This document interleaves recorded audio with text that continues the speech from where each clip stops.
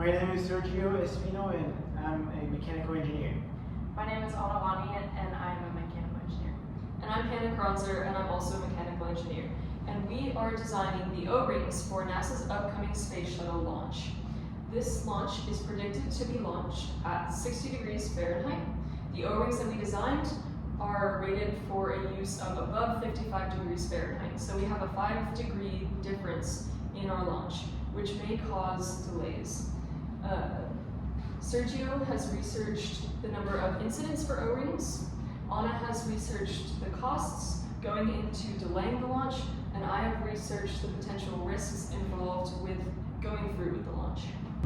At first glance, 60 degrees is a good launch temperature, but according to our graph, lower temperatures always lead to O-ring incidents. You can see here there are no successful launches below 60 degrees Fahrenheit, including the famous Challenger incident, which took place at a temperature below 30 degrees Fahrenheit. The graph shows how higher temperatures are always consistent with successful launches. So the predicted ambient temperature or surrounding temperature of the air is going to be 65 degrees Fahrenheit. However, due to these three factors, whether the rocket is in shade, if there's wind chill that day, or the O-ring's proximity to a cryogenic tank, the O-ring temperature could actually be less than 60 degrees Fahrenheit or even the 55 degrees Fahrenheit, which is the temperature, the failed temperature for the O-ring. So we need to take into account these three things and also accurately get a temperature measurement of the O-ring using either a thermocouple or an infrared thermometer. We most likely will use the infrared thermometer due to the fact that the O-ring is most likely inaccessible since the rocket is already set up on the launch pad. And what we want to do is take the temperature of the O-ring while the ambient temperature or the surrounding temperature of the air is less than 60 degrees. So most likely early in the morning, so that overnight the O-ring has become the temperature that it is outside.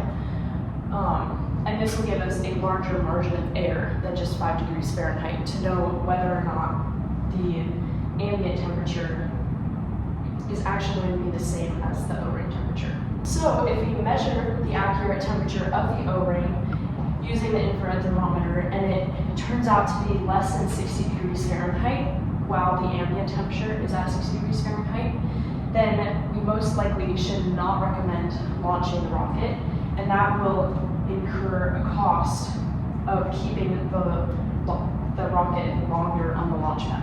So some of these costs are the maintenance of inspecting and replacing parts of the rocket that corrode over time due to weather.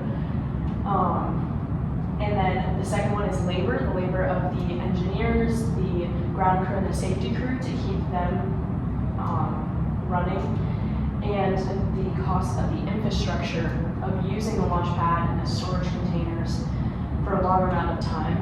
And then we also need to account for how is delaying our rocket going to delay other companies from their scheduled launches after ours, and how that is going to affect their costs due to our failure to launch our rocket on time. While there are some financial costs included with delaying the launch, we also need to consider the risks involved if we do choose to launch and something happens to go wrong. Number one of which is human life. In 1984, NASA launched the Teachers in Space program, which aimed to encourage students into STEM fields, as well as provide the base for civilians to start getting more involved in space travel. The first teacher chosen aboard this mission was Krista McAuliffe, and she was scheduled to go to space aboard the Challenger, which in 1986 tragically exploded soon after launch. This was incredibly damaging, not only to the families of all 7 astronauts who were lost aboard that mission, but also to NASA's public image and to the future of civilians in space travel. If we choose to launch and something goes wrong, we will also face irreparable damage to our public image. This is also incredibly important because as Christians, we believe in the value of human life, and we don't believe in putting life in danger unnecessarily. Because each person is created in the image of God and we have inherent worth, we need to take into account the value of the lives that we are going to be having aboard our shuttle. Last but not least is environmental damage. While NASA does launch rockets above water and areas where potential fallout would be limited, we are still seeing issues with the actual material of the rockets and the debris landing in the ocean and disrupting the ecological systems there, as well as the propellant and fuel being used, also damaging those systems. Because we are so close to this temperature point, I would recommend delaying the launch until temperature rises. And due to how many factors may lower the accurate O-ring temperature, I would also recommend that we wait to launch the rocket until the temperature rises.